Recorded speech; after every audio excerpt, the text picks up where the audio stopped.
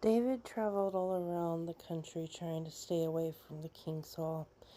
Even though David had run away from King Saul, the king continued to try to find David to hurt him. At first David was alone, but soon people began to come and follow David.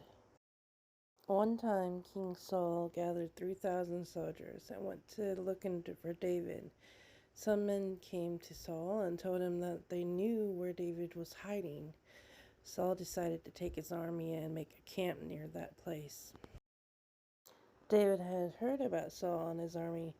He had sent scouts out to see where Saul was camped. David wanted to go and see Saul's camp, so he asked his friend Abishai to go with him. David and Abishai waited until night, and then they snuck up very closely to King Saul's camp. They saw all the camp and decided to go down and get a closer look. All of the king's soldiers were sleeping so soundly that no one of them woke up. David and Abishai walked right up to the place where King Saul was sleeping. Abishai wanted to kill Saul. That would mean that Saul could never hurt his friend, David, again.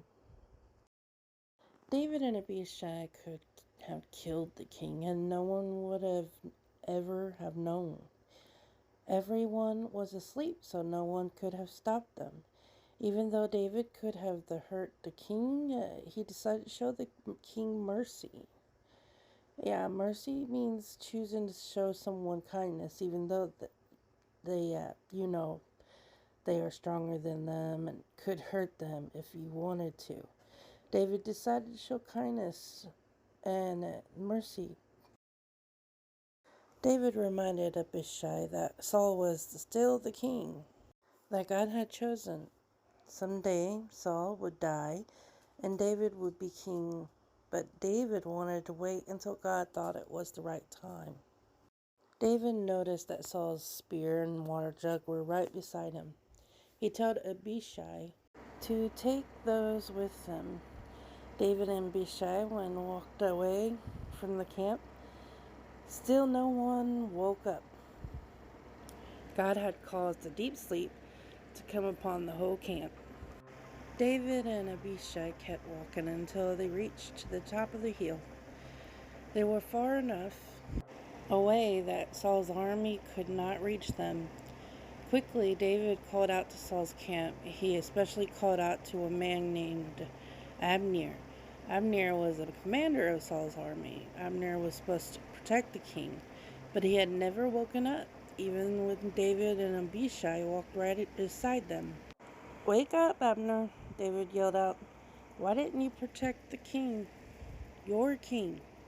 At first, Abner did not understand. Then David yelled, "Have you noticed that the King Saul's spear and water jug are no longer right beside his head?" When Abner looked down, he saw that the spear and jug were missing, and he knew what David was talking about.